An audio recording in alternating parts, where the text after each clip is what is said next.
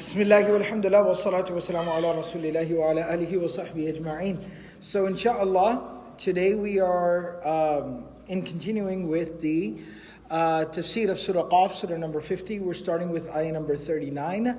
And we will read inshallah through Ayah number 42. And read the actual verses, the ayats.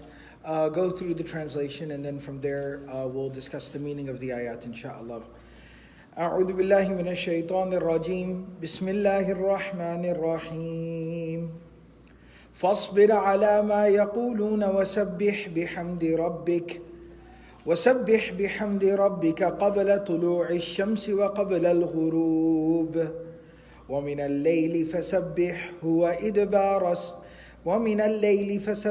وأدبار السجود واستمع يوم ينادي المناد من مكان قريب يوم يسمعون الصيحة بالحق ذلك يوم الخروج الحمد لله رب العالمين والعاقبة للمتقين والصلاة والسلام على سيد المرسلين وعلى آله وصحبه ومن تبعهم بإحسان إلى يوم الدين. For ayah number 39, the translator writes, "So, O Prophet, bear everything they say with patience. Celebrate the praise of your Lord before the rising and the setting of the sun." In ayah number 40, the translator continues, "Proclaim His praise in the night and at the end of every prayer." Ayah 41, "Listen out for the day when the caller will call from a nearby place." And ayah number 42, "They will come out from their graves on that day, the day when they hear the mighty blast in reality." A different translator, because ayah number 42, this translator is kind of translated a little bit more specifically. He's made some interesting choices in translation. A different translator for ayah number 42 writes, "A day they shall hear the trumpet blast of resurrection with undeniable truth, that shall be the day of emergence." So, in this section, we started this previously, and we talked about how this is a concluding this is a concluding passage, the concluding section of the surah. And this is the overall wrap-up in the conclusion of the surah. In the previous ayat, Allah subhanahu wa ta'ala, turning His attention to the Messenger sallallahu alaihi wasallam, Allah subhanahu wa ta'ala basically told the Prophet sallallahu alaihi wasallam that, look, these people need to understand and realize they conduct themselves with such arrogance, they're so headstrong, but they need to understand that there were people that came before them who are mightier than they were, more abundant, greater in number, greater in might, greater in power than these people are. And we destroyed all of them when they stood against us. And there was nowhere to escape from the punishment of Allah when it came. And in that is a very powerful reminder for anyone who has a heart that is awake and attuned to Allah. Or at the very least, is willing to listen with an open mind and an open heart, is willing to listen. They might not be convinced yet. Their heart might not be connected to Allah yet, but they are willing to listen to what you have to say. If for someone like that, this is a life-changing message. And that was a consolation to the Prophet ﷺ. You're not doing anything wrong. The reason why Abu Jahl won't stop behaving like a jahil, right? The reason why Abu Jahl won't stop being ignorant is because he is an ignorant fool. He is the problem. Your message is not the problem. You're not the problem. Inna fi dhalika la dhikra. This is eye-opening. All right? This is life-changing stuff. And then Allah subhanahu wa ta'ala, to wrap up the conversation that was started in the beginning of the surah, Allah subhanahu wa ta'ala at the end says, وَلَقَدْ خَلَقْنَا السَّمَاوَاتِ وَالْأَرْضَ وَمَا بَيْنَهُمَا فِي سِتَّةِ أَيَّامٍ وَمَا مَسَّنَا مِن لُغُوبٍ. We created the heavens and the earth and everything in between in 6 days, and we did not. The word mas means to just kind of like touch something lightly. To just make like a physical contact with something, mas. All right, it doesn't mean to grab. It doesn't mean to pull. It doesn't mean to not. It just touch. This is a mas. وَمَا مَسَّنَا min. Min means even a slight bit. Lughub, fatigue, exhaustion. And what's interesting is that there's another word in the Arabic language, nasab. Nasab. The word nasab also refers to kind of in the same realm as fatigue or exhaustion. But the word nasab is when you get so tired that you cannot continue. Lughub, laghab, means futur. What that means is that you do start to kind of wear down, but not to the point where you can't continue. But there is a slip in your performance. There is a slight drop in your level of production. All right? So when somebody is playing a sport, and finally at the end of the game, in the fourth quarter, in the last couple of minutes, right? Somebody is just not quite as fast as normally are. A baseball pitcher can't throw his fastball in the last inning. Right? A basketball player, they're shooting and now they're hitting the front of the rim. Their legs are giving out. So on and so forth, right? They can still perform. He's still running up and down the court. He's still racing up and down the field. He's still throwing that ball faster than most people can, but he's not performing at his peak anymore. That is called lughub. Nasab is not even imaginable that we could ever entertain that with Allah. Allah said, وَمَا مَسَّنَا مِن لُغُوبٍ. Even the slightest bit of drop-off in performance, where you're still performing at a 90% level, even that does not come anywhere near us.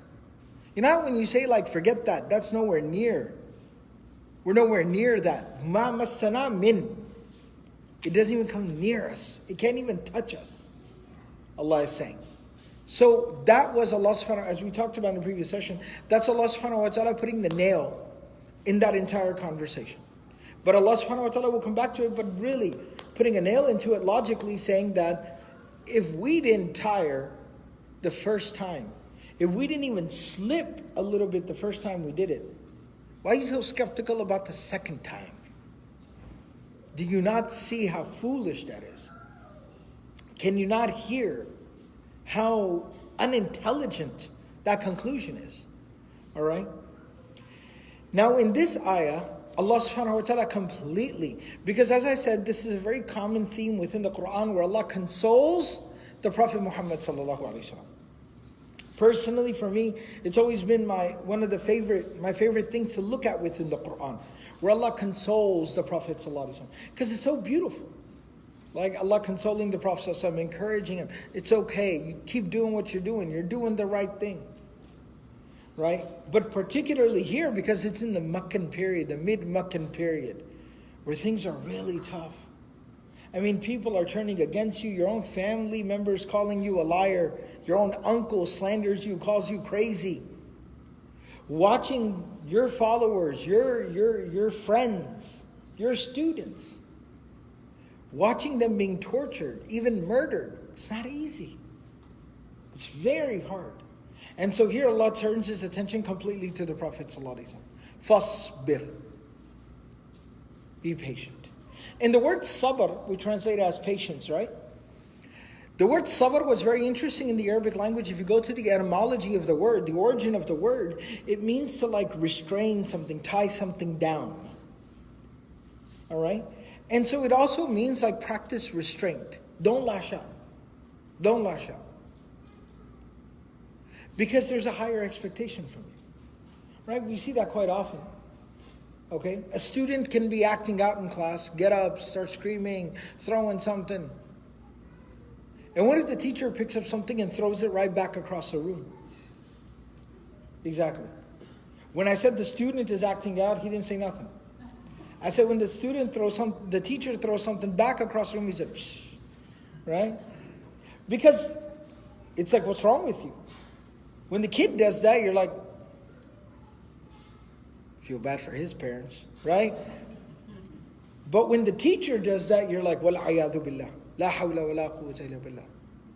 In Mufti Kamani voice. La hawla wa la quwwata. I had to do one, all right? This is his territory, so I had to. But, so we're appalled. If a student uses a bad word in class, don't do that. That's not good. We don't talk like that in the classroom. The teacher uses foul language in the class, it's a scandal. I don't want that person in this class. I can't call him a teacher. You talk like that to kids? I can't have that person teaching my kid. Right? Because why? That teacher used the same word the kid just used. There's a higher expectation. You're expected to behave better. It is what it is. All right? With, to whom much is given, much is expected. Right? With great power comes great responsibility.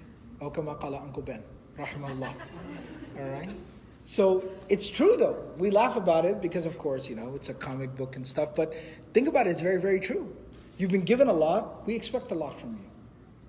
We expect a lot from you. It is what it is. And so the Prophet ﷺ is being told, fasbir. Be patient. Restrain yourself. Control yourself. Don't lash back out at these people. That's not what we do.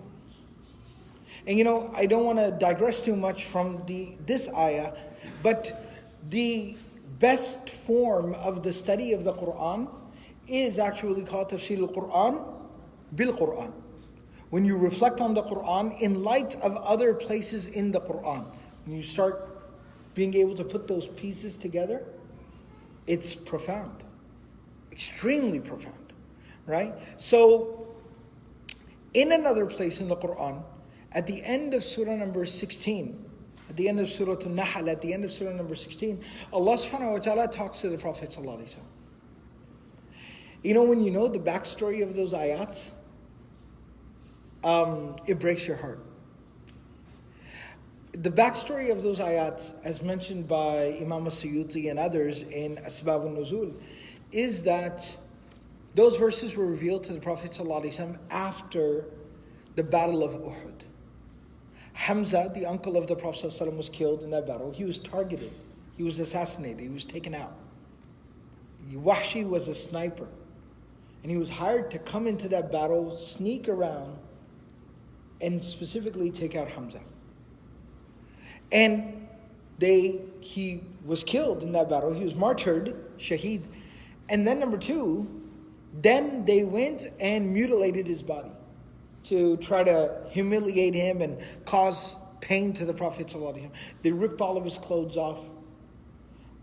They, took a dagger and cut his body open, reached in, took his internal organs and just ripped them out and just scattered them about and left him like that. And then the third thing they took some trophies, some souvenirs. Wretched people. They cut off his nose, his ears, his lips, his tongue, and then they put it through a thread as a trophy. So they did all this. And when the Prophet ﷺ saw Hamza radiallahu ta'ala anhu in that condition, Hamza was not just the uncle of the Prophet ﷺ. They were also foster brothers. They grew up together. They were only 2 years apart. They were nursed by the same woman. And because they were only 2 years apart, that's the closest the Prophet ﷺ had to a sibling. Hamza was the closest he had to a sibling. Because the Prophet ﷺ, his father passed away 2 months before his mother gave birth to him when she was 6-7 months pregnant. And then his mother passed away when he was 6 years old. He did not have a biological sibling. But the closest thing that he had was Hamza, radiallahu ta'ala anhu. He was his big brother. Very close. They were inseparable, very, very close. And that's why the Prophet ﷺ was so happy when Hamza became Muslim. Because my big brother's with me now. I mean, just think about it from a human sentiment, right? Human point of view. My big brother's with me now. He was comforted by the fact that my big brother's with me. And when the Prophet ﷺ lost Hamza radiallahu ta'ala anhu, it shattered his heart. It broke his heart. He cried so much. When he saw what they had done to his body, the Prophet ﷺ physically recoiled. Like it looked like somebody shoved him in the chest. His chest caved in by looking. Can you imagine? His chest caved in. A groaning sound came out of him like somebody had struck him in the chest. He couldn't breathe. He could feel pain, physical pain, not just emotional, physical pain. And he cried. Some Sahaba say, we never saw the Prophet cry like we saw him cry because of Hamza. It was so painful because of what they had done on top of everything. So it was such a painful moment for the Prophet ﷺ. You know, and it goes on and on.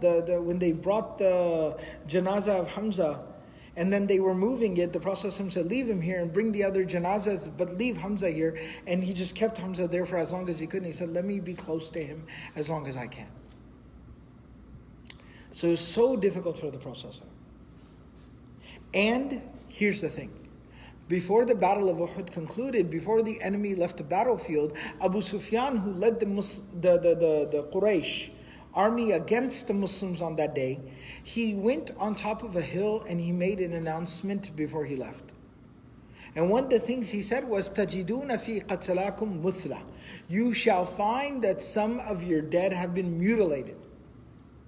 لَنْ آمُرْ بِهِ وَلَمْ أَنْهَاهُ. I did not tell them to do it, but I did not stop them either. Those words echoed in the ears of the Prophet ﷺ. So it's hard, right? It's difficult not to be, not to carry something in your heart because of that. Allah subhanahu wa ta'ala revealed at that time, وَإِنْ عَاقَبَتُمْ, that when you have been wronged, فَعَاقِبُوا, then you may seek retribution. I punched you, you can punch me, you may punch me back. وَإِنْ عَاقَبْتُمْ فَعَاقِبُوا بِمِثْلِ مَا عُوقِبْتُمْ بِهِ, but only to the extent of what I did to you. So if I punched you and then you drop kick me, right? First of all, that's impressive. Secondly, now you went too far. You understand? I punch you, you go home and come back with a baseball bat. وَإِنْ عَاقَبْتُمْ فَعَاقِبُوا بِمِثْلِ مَا عُوقِبْتُمْ بِهِ وَلَئِنْ صَبَرْتُمْ, but if you practice patience, you can restrain yourself. فَهُوَ خَيْرٌ لِلصَّابِرِينَ. That is better for anyone who has the capacity to restrain themselves, to be patient. Now, one thing I want to point out to y'all, particularly the Arabic students, pay attention. وَإِنْ عَاقَبَتُمْ. What's the pronoun in عَاقَبَتُمْ? Antum. فَعَاقِبُوا, command form. Antum. بِمِثْلِ مَا عُوقِبْتُمْ. What's the pronoun? Antum. وَلَئِنْ صَبَرْتُمْ. Antum. فَهُوَ خَيْرٌ لِلصَّابِرِينَ. Antum, antum, antum, antum, which is plural. Y'all, all of you. All right? It's plural. So it's talking to everybody. Everybody in general. If y'all have been wronged, then y'all may seek retribution only to the extent of what was done to y'all. But if y'all practice patience, that's better. That's talking to everybody, in general. That's a general address. What's the next ayah start with? Wasbir. Isbir. What's the pronoun in the command form isbir? Anta. It's what? It's singular. Isbiru would have been plural. Isbir is singular. And we talked about this when you have when you use the anta form, you, singular, masculine, second person pronoun in the Quran, who is it usually addressing? The Prophet ﷺ. So after Allah talks to the whole ummah, now Allah talks specifically to the Prophet ﷺ. And what does He say? Aqib, seek vengeance, retribution? No, He says what? Wasbir, be patient. No other option. He didn't say you can seek retribution, but be patient. No, patience. That's it. Be patient. Restrain yourself. And then what does Allah goes on to say? وَمَا صَبْرُكَ إِلَّا بِاللَّهِ. وَمَا صَبْرُكَ إِلَّا بِاللَّهِ. And your patience is only for Allah. People will say, the enemy will create a narrative. People will taunt and say what? You're weak. Oh, you're being patient. Of course you're being patient. What else were you going to do? No. وَمَا صَبْرُكَ إِلَّا بِاللَّهِ. Your patience is not but except for Allah. Meaning in English we say your patience is only and solely because of Allah. You decided to be patient because Allah told you to. You were patient because you see the bigger picture. You were patient because Allah is going to reward you. You were patient because that's what Allah told you to do. So you did it for Allah. That makes you stronger, not weaker. That makes you strong, not weak. وَلَا تَحْزَنْ عَلَيْهِمْ. Don't worry what they say. And don't even worry about, well, who's going to hold them accountable? Really? We talk like that, right? Oh, then they're going to get away with it. I'm talking to myself when I say this. It is bizarre that on one end I can call myself a believer, and on the other end say, well, who's going to hold them accountable? Really? Yawmul Hisab? Yawmul Qiyamah? Yawmul Deen? Day of Judgment? Does that never occur to us? Allah is adl, Allah is just, Allah is haqq, Allah is the truth. Really? Why are we so caught up always in this? Who's gonna, then they're gonna they're gonna think they can do whatever.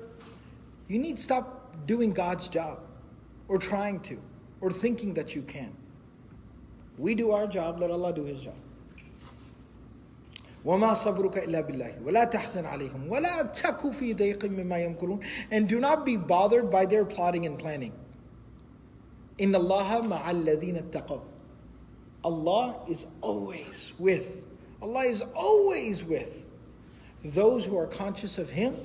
They don't just make decisions based on what they want, what somebody's going to say, what somebody's going to do. They always think about Allah. Always conscious of Allah. وَالَّذِينَ هُمْ مُحْسِنُونَ. And those who strive to do excellence. They always try to rise to the occasion. Alright?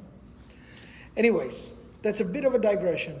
But I wanted to mention here because this word fasbir that is being said to the Prophet ﷺ has a lot of meaning packed into it.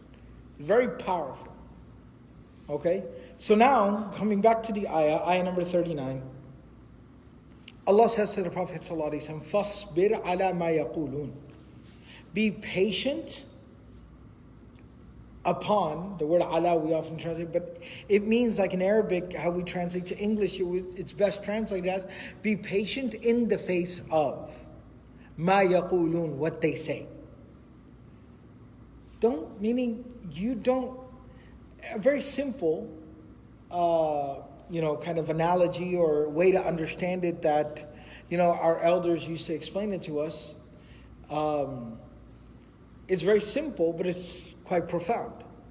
They would often say that if you're walking down the street and there's like a dog tied up in someone's yard or behind the fence, a lot of times what happens? You're just walking there, especially you get outside, you're kind of like, you're kind of unaware of your surroundings, and then all of a sudden what happens? That dog comes to the fence, slams against the fence, and starts barking his head off.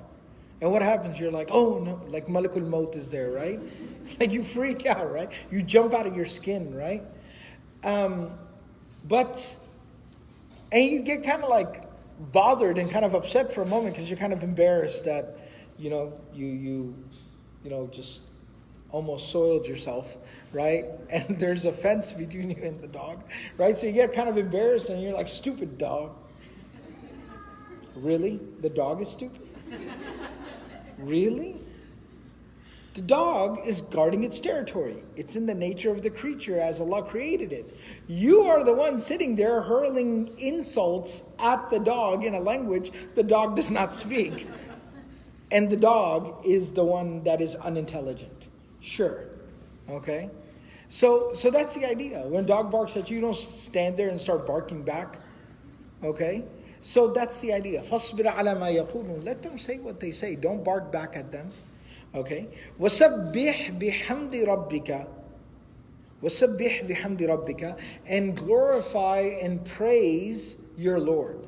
Sabbih comes from the word tasbih, which means to glorify. It's got a whole etymology and a story behind it. It comes from the root word which means to swim. But from there we reach the point of glorification. And how we reach that point is, some scholars say that, it's a specific, it describes the method of swimming where you keep your head above the water. Some also say that just as you're swimming, you have to keep on moving, otherwise you start to sink. And the praise and the glorification of Allah is something that you have to constantly maintain in your life, or you will spiritually start to sink. Alright? So it means to glorify. Bihamdi rabbika, with the praise of your Lord. So glorify with the praise of your Lord, meaning praise and glorify. Alright? Praise and glorify. When? Qabla, before tulu' al-shams. Tulu' al-shams means the rising of the sun. Do so before the sun starts to rise. Wa qabla al-ghurub, and before the setting. Meaning the setting of the sun. Before the sun starts to rise and before the sun starts to set. What do we know those two times as? Fajr and Asr. Very good. Fajr and Asr. Alright? So praise and glorify your Lord at Fajr time, at Asr time. Okay? Before I further elaborate on this, let's just take a look at the next ayah. Then I need to talk about both these ayat together, both of these verses together. وَمِنَ اللَّيْلِ, and from the night, meaning also praise and glorify your Lord in the night, from the night. فَسَبِّحْهُ, and glorify Him. وَأَدْبَارَ السُّجُودِ, وَأَدْبَارَ السُّجُودِ. Adbar comes from the word dubur, it's the plural. The word dubur means the end of something, the conclusion of something. As the Prophet ﷺ taught us, fi duburi kulli salatin. The Prophet ﷺ said, ask Allah, make dua, supplicate to Allah at the end, at the conclusion of every prayer. And that's why when in the final sitting of portion of the prayer, where we read the tashahhud, at-tahiyyatu lillahi was-salawat, then we send salawat, salutations upon the Prophet sallallahu alaihi wasallam. Allahumma salli ala Muhammadin wa ala ali Muhammad. And then after that, what do? We read supplications. Right? Rabbi ja'alni muqima salati. ربنا آتنا في الدنيا حسنة اللهم إني ظلمت نفسي ظلما كثيرا اللهم إني أعوذ بك من المأثم والمغرم, and many other supplications. Alright? So that's why the word dubur means the end of something, the conclusion of something, the end of something. Adbar is quite literally the plural of the word dubur. Adbar, at the ends, at the conclusions of what? As-sujud. As-sujud. Sujud is the gerund, the mastar, the base word, which basically means to prostrate. And to explain better, it means to put your face on the ground. It quite literally means to put your face on the ground. As-sujud, sajada. Okay? And sujud is, a lot of times people have this misconception. This is just pointed at some of the more intermediate, I do it in print quotation marks because, inshallah, right? But some of the more intermediate to advanced Arabic students often make a mistake that sujud is a plural of the word sajda. Sajadat is the plural of the word sajda. Understand? Sujud is not the plural. It is the masdar. It's the ing version of the word. It means to do sujud, to do sajda, to perform a sajda, okay? To prostrate, to put your face on the ground, all right? So anyways, now that we've looked at these two ayat together, now I wanted to kind of comment on what is this talking about? What is it talking about? We understand the first part. فَاصْبِرْ عَلَى مَا يَقُولُونَ.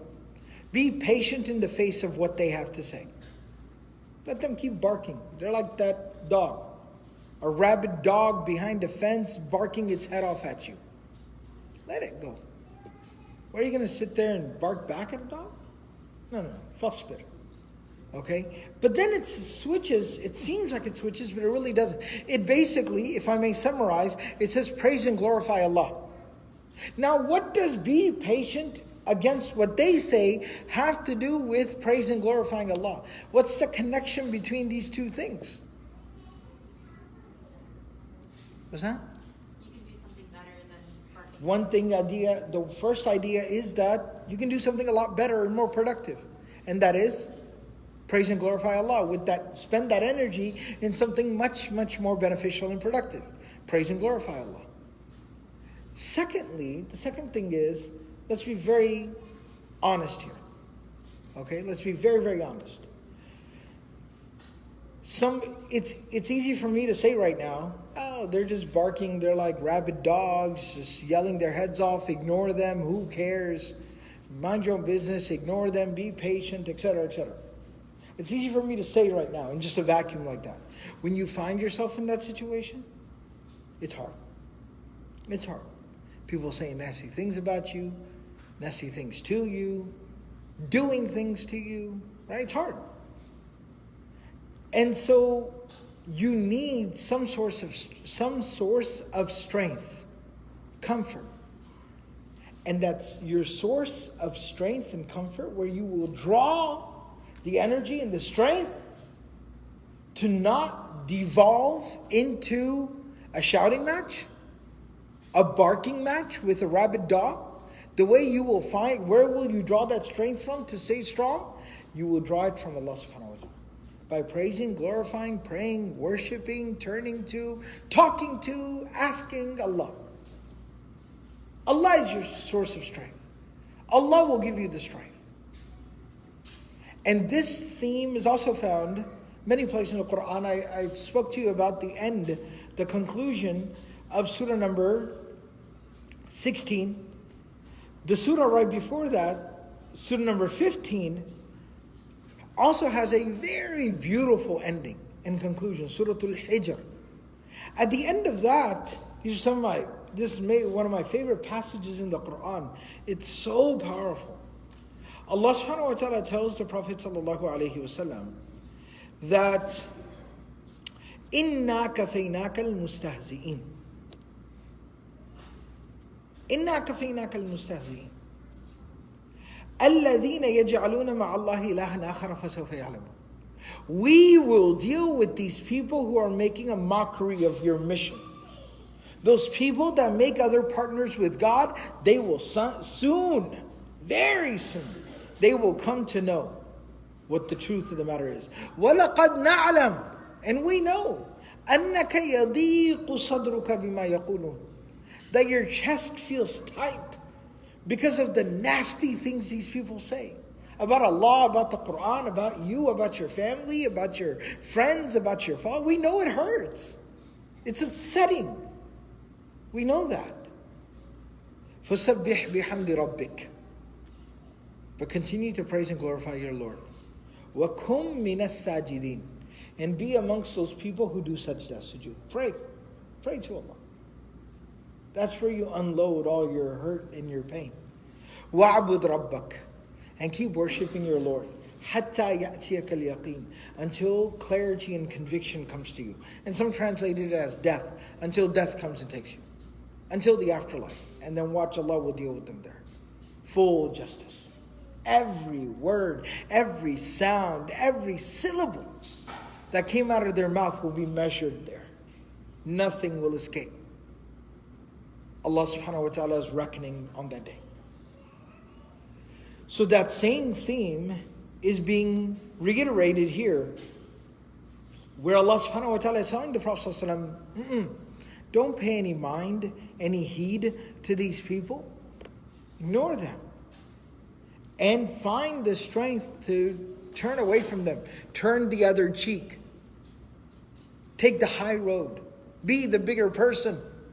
Find the strength to continue to do that by leaning on your relationship with Allah. Pray, worship, read, dua, talk to Allah. Connect with Allah. And you'll find the strength to do it. Now, that's one general theme from these two ayat that I wanted to explain. The second thing I wanted to explain here is there's a lot of discussion and deliberation within the books of tafsir as to what exactly Allah subhanahu wa ta'ala is saying here. So in the first ayah, it specifically is telling us to praise and to glorify Allah before the sun rises and before the sun sets, Fajr and Asr. Now, one particular idea and theme that some of the scholars have talked about, Imam Mujahid and some of the other early Mufassirun have even said that this is basically describing, this is essentially describing the times of the different prayers. We see Fajr and Asr, right? That's very evident. You see Fajr and you see Asr. But then what's talked about next? Next it talks about وَمِنَ اللَّيْلِ, and from the night, which can also be translated as different parts of the night. All right? And that essentially can be referring to Isha. And some even say Maghrib and Isha. And then it talks about وَأَدْبَارَ السُّجُودِ, and after the sujood. And this is a little bit, the majority have not, accepted this particular interpretation because they say it's a bit of a stretch here. But the sun's decline and the sun's movement are also described as sujood. So the sun begins its decline from the zenith, the highest point of the sun's trajectory. When it begins its decline, what prayer time is that? Dhuhr. That is the Dhuhr time. And then when the sun sets, what time is that? Maghrib. So in this way, you see Fajr, Asr, Dhuhr, Maghrib, Isha, all the 5 prayers are being mentioned here. That's one particular way that some have looked at it. And it's a little bit of a stretch, maybe in terms of the linguistics, or I guess maybe you can say more normative speech. But it's not far-fetched to think that Allah subhanahu wa ta'ala could embed something so nuanced within His speech. I mean, this is literally any place in the Quran you look, you always find gems of this nature. The second, more general interpretation is that this is not talking about the prayers themselves, but rather this is talking about outside of the obligatory prayers, outside of the 5 times daily obligatory prayers, aside from that, you need to make time to remember and to glorify Allah. To spend some time praising, glorifying, thinking of the blessings of Allah, having that more of a casual conversation. Because salah is kind of an activity, right? It's a structured form of worship. Yes, we have to make the ritual spiritual. We have to make the mundane more meaningful. We cannot let it become a routine, right? That's true. Nevertheless, no matter how spiritual and meaningful your salah becomes, there is still a structure to the prayer. You can't freestyle your prayer. There's no such thing. It's structured. You stand, you read this, Allahu Akbar, ruku', say this, Sami Allahu liman hamida, stand up, say this, Allahu Akbar, sujood, say this, Allahu Akbar. It has a structure. When you're praying Fajr, there's 2. When you're praying Dhuhr, there's 4. When Maghrib, there's 3.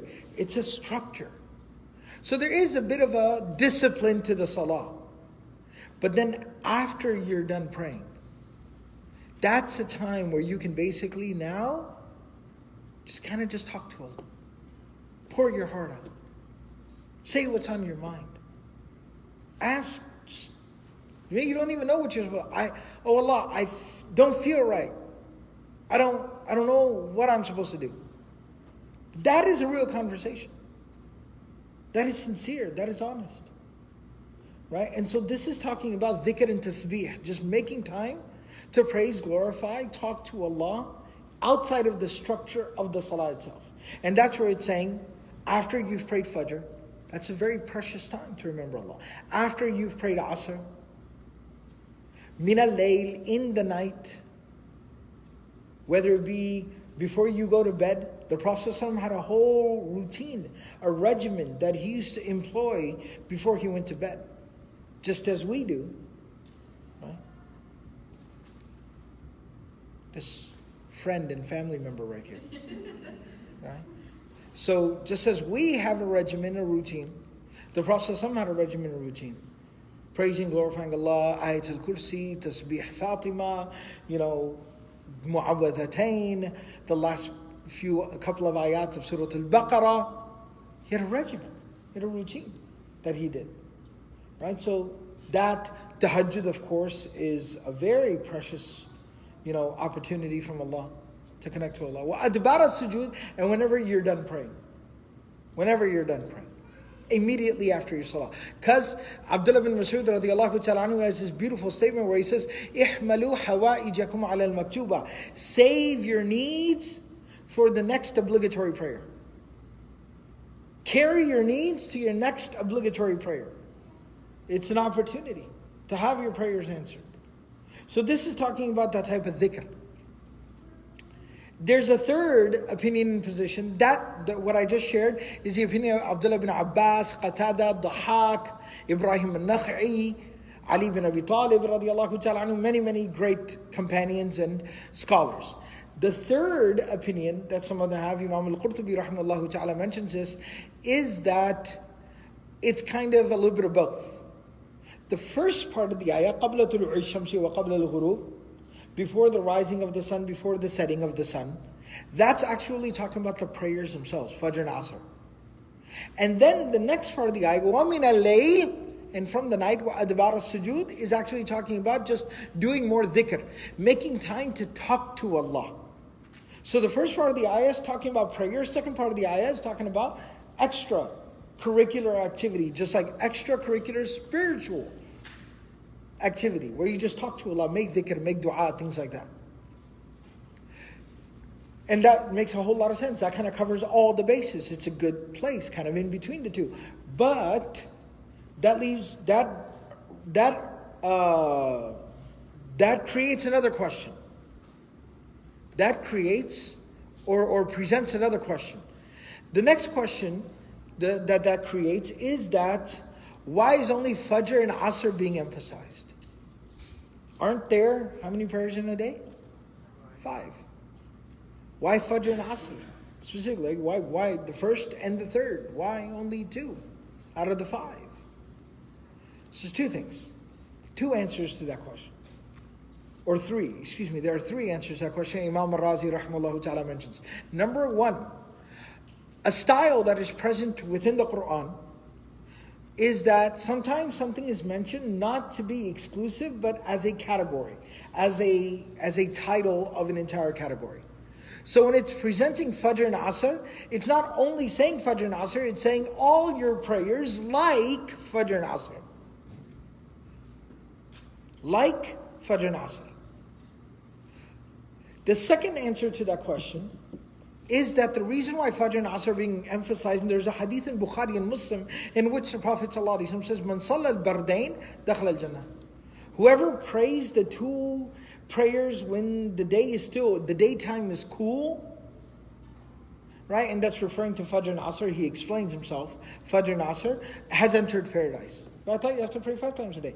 And the idea behind that is, Fajr and Asr are maybe the most challenging.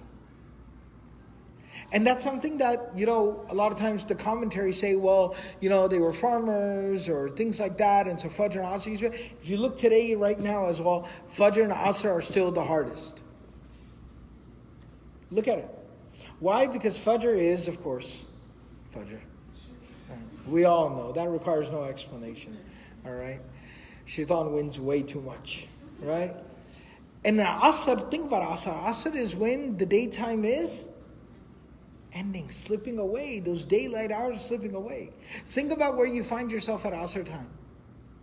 Trying to wrap up work, close your shop, get home from school, sitting in traffic. Think about it. Asr's always a challenge. Always a challenge. It is what it is. Right? In the winter time, okay, it's a little bit earlier, but then it's like, I just got done with Dhuhr, totally just not enough time. I don't even realize it was Asr time already, right? Nevertheless, Fajr and Asr always. And the Prophet was basically saying, if you can really have the diligence the awareness, to the spiritual kind of awareness, to, really get a hold of your Fajr and your Asr, you'll probably be okay with the rest. The rest will fall into place. When your Fajr falls into place, when your Asr is put in place, the rest of the pieces fit in. That's the second answer. That's why Fajr and Asr are being emphasized amongst all 5 of the prayers. Okay? And then the third explanation, third answer to that question is that this surah, this verse was revealed in the mid-Meccan period, and at that time, the 5 times daily prayers were assigned at the time of Al-Isra wal-Mi'raj, in the 11th year of prophethood, or 12th year of prophethood. But at this particular time and juncture, there were only 2 prayers in a day. 2 prayers in a day, the Fajr and the Asr prayers. And there are other places in the Quran describing Banu Israel, the people of Musa alayhi salam, where they also had these same 2 prayers in a day obligatory upon them. So that's just to kind of answer a little bit of that question. The last thing that I want to point out here, in terms of just really remarkable eloquence, just, miraculous language of the Quran, is Allah subhanahu wa ta'ala talks about praising or glorifying Him twice. Once in this ayah number 39 and once in ayah number 40. In ayah number 39 He says, وَسَبِّحْ بِحَمْدِ رَبِّكَ. Ayah number 40 He says, فَسَبِّحْهُ. And the way to understand this, trying to strip away a lot of the technical jargon, technically speaking, the differentiation between the two is that in one, Allah subhanahu wa ta'ala uses a preposition. He says glorify God, but He uses a preposition to say that. وَسَبِّحْ بِحَمْدِ رَبِّكَ. He uses a prepositionary phrase. He uses something to make that point. But in ayah number 40, Allah presents the object of the glorification, who is Allah, as a direct object. فَسَبِّحْهُ. No preposition. One place He uses a preposition, the other place He does not. Why the differentiation? Why is the language not consistent? It could actually be presented as an objection by some. Why is it not consistent? And something very beautiful, which is why the third opinion, Imam Qurtubi chooses the third opinion, is that ayah number 39 is talking about salah. And salah, like we already said, has a structure, has a rubric. Has a structure, a routine, a schedule, a rubric. Ibadah makhsusa, bi arkanim makhsusa, bi aqwalin makhsusa. It's a specific form of worship with very specific movements and very specific wording. You understand? So that's why I use the preposition. Glorify God as you have been taught to praise Him.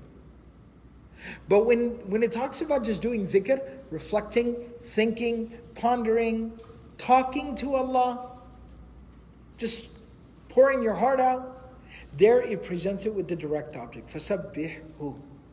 Just talk to Him. Forget all the formalities. When you wake up in the middle of the night, and it's just you and Allah. وَصَلُّوا بِاللَّيْلِ وَالنَّاسُ نِيَامٌ. When it's just you talking to Allah in the darkness of night, munajat. It's a private conversation between you and Allah. وَتَبَتَّلْ إِلَيْهِ تَبَتِيلًا. Really, intimately, one-on-one, individually connect with Allah at that time. At that time, forget all the formalities. Just talk to Allah. فَسَبِّحْهُ.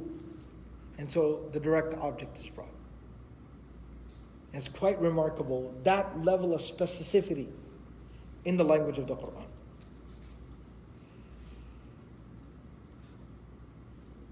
In ayah number 41, Allah subhanahu wa ta'ala says, وَاسْتَمِعْ يَوْمَ يُنَادِ الْمُنَادِ مِن مَكَانٍ قَرِيبٍ. And listen very carefully. Again, it's addressing the Prophet ﷺ, but by extension addressing all of us. And it's almost not just saying listen, it's saying continue to listen. Continue to keep a lookout. Pay attention. Wait for what? Yawm, the day, yunadi al-munadi. The day the one who has been assigned to make an announcement and make a proclamation will finally make his announcement. That day. Continue to wait for that day. Listen. And just know that that time is coming. And then it says, مِن مَكَانٍ قَرِيبٍ, from a very close place. We're going to talk about these two things. So first of all, it's telling the Prophet ﷺ, continue to listen. So 3 things here, 3 points to make in this ayah. What does that mean? Why is it telling the Prophet ﷺ, listen very carefully? It's a way, like I already explained in the translation, it's a way to basically say, don't worry, now that everything's on the table, we know what's right, we know what's wrong, we know who's right, we know who's wrong. Now, if these people want to keep doing their foolishness, that's okay, let them do it. And you just know that the day of judgment is coming. So keep listening, because in the old, kind of like as an Arabic expression, like we have it too, right? Keep a lookout, right? Someone's like, oh, when are you going to come? And you say, keep a lookout. And if you translate that quite literally, keep a lookout, that's like the guy on like the tower of the fortress, keeping a lookout for the enemy. Or a person at the top of the ship or the boat, keeping a lookout to see where they can see land. That's the lookout. That doesn't make any sense. Keep a lookout for my text. What? Right? That doesn't make any sense. But it's an expression. It means just wait by your phone. And that's another expression. You don't have to physically sit by the phone. All right? But wait by the phone. The idea is that I will be contacting you very, very soon. So please be vigilant and be aware. Right? وَاسْتَمِعْ. No, look, the truth is going to unfold. Reality will come to pass. Everyone will have to answer God. You just have to wait. It's coming. فَانْتَظِرُوا إِنَّا مُنْتَظِرُونَ. Keep waiting. We'll keep waiting as well. Let's see. Kind of a standoff. Y'all keep waiting. We'll keep waiting. Inna murtaqibun. We ain't no hurry. Whenever the time comes, the time will come. We'll let Allah decide. Wastami'. So you keep a lookout. Keep listening. Just wait. Yawm, for the day. Now the second topic is Yawma yunadil munadi. The day the one who has been assigned to make the call will make the call. So first of all, who is this person? Who is this individual that's been assigned to make a call? Okay? So obviously there's a lot of discussion about that. And the majority of the mufassirun, the majority of the scholars of tafsir, they say that this is referring to Israfil. That same angel that was referenced earlier in the surah, وَنُفِخَ فِي الصُّورِ, that who will blow the horn and will usher in essentially the day of resurrection in the hereafter. So that's who's being spoken about. There are some other narrations which basically say that no, it's actually Jibreel. Israfil will blow the trumpet, will blow the horn, but Jibreel alayhi salam will actually make like an actual announcement on that day. And they're from the Israeliyat. They're not necessarily authentic narrations from the hadith or anything like that, but they're like from previous scripture, from the Old Testament and things like that, where it says things like أَيَّتُهَا الْعِظَامَ الْبَالِيَةَ وَالْأَوْصَالِ الْمُتَقَطِّعَةِ إِنَّ اللَّهَ يَأْمُرُكُنَّ أَن تَجْتَمِعْنَ لِفَصْلِ الْقَضَاءِ. That decayed bones and structures that have fallen apart, people that have just decomposed. All right? God is commanding you and ordering you to put yourself back together again, because now has come the time to reckon. The reckoning has arrived. So Jibreel alayhi salam will stand and make an announcement of this sort. So some have said that that's what it's basically talking about. ثُمَّ نُفِخَ فِيهِ أُخْرَى فَإِذَا هُمْ قِيَامٌ يَنْظُرُونَ. That will be the announcement. Stand up. Come forth. اُحْشُرُوا الَّذِينَ. Ukhshuru, gather together. And there's lots of different types of announcements that are presented in the Quran. Some narrations actually say that the munadi, the one who is going to make the call, will make the call, is God Himself, Allah Himself. Because of all the proclamations, Al-Qiya fi Jahannama kulla kafarin anid, we read that. Ukhshuru alladhina zalamu wa azwajakum. All those who did wrong, come forth. Let us reckon you now. خُذُوهُ فَغُلُّوهُ, grab them and chain them up.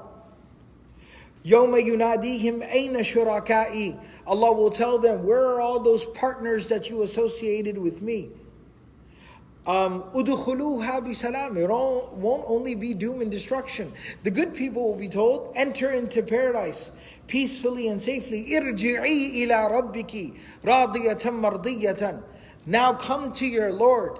Your Lord is pleased with you, and you will be pleased by what your Lord has prepared for you. فَرِيقٌ فِي الْجَنَّةِ وَفَرِيقٌ فِي السَّعِيدِ, one group belongs in paradise and another group belongs in hell. That these are many of the proclamations and the announcements that Allah makes in the Quran. That it will be Allah making these proclamations and announcements. Alright? So nevertheless, these calls and proclamations will be made at that time. يَوْمَ يُنَادِ الْمُنَادِي. Now the last part is مِن مَكَانٍ قَرِيب, from a close place. From a nearby place. What does that mean, from a nearby place? Kind of, right, peculiar. What does that mean?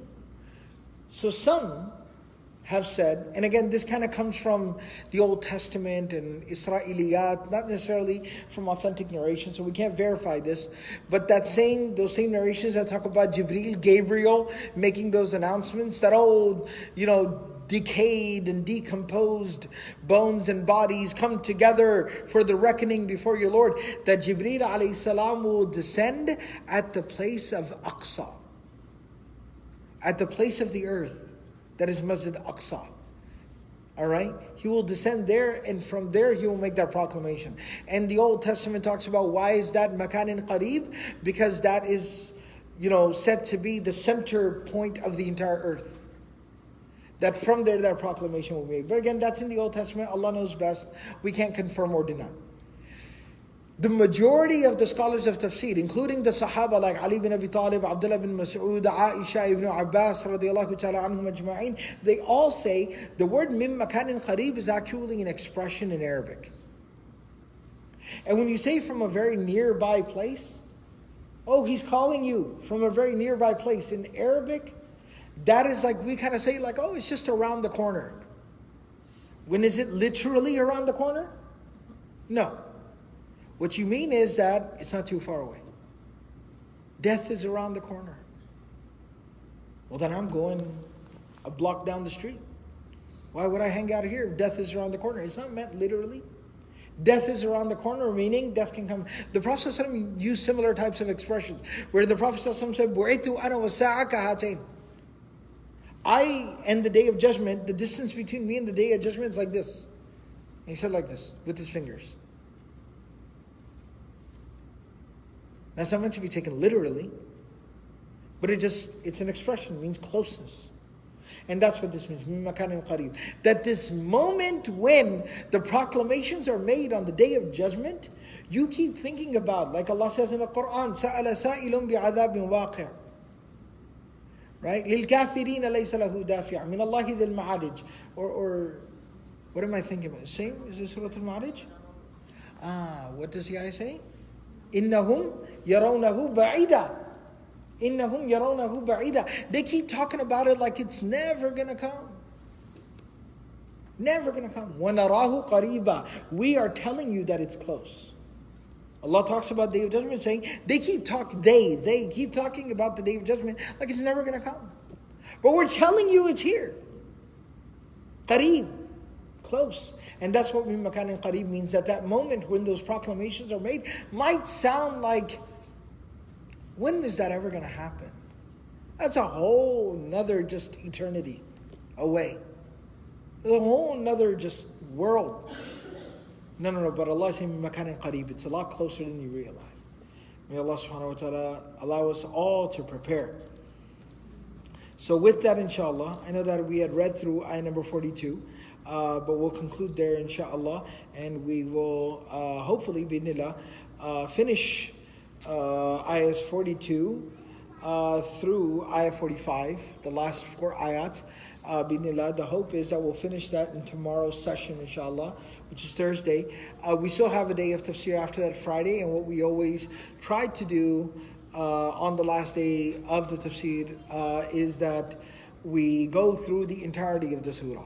We read through and translate the entirety of the surah. Because when you study something kind of spread out over 10, 15 different sessions of 3 ayat over a period of 2 weeks, it can become a little kind of disjointed. You forget about what you talked about in the beginning versus what you're talking about at the end. So by reading through the whole surah all together as a culmination and translating it all the way through really helps to kind of piece it all together. Inshallah bidnillah. So that's the game plan. May Allah subhanahu wa ta'ala give us all the ability to practice everything that we've said and heard. Subhanallahi wa bihamdihi. Subhanakallahumma wa bihamdik. Nashhadu an la ilaha illa anta. Nastaghfiruka wa natubu ilayk.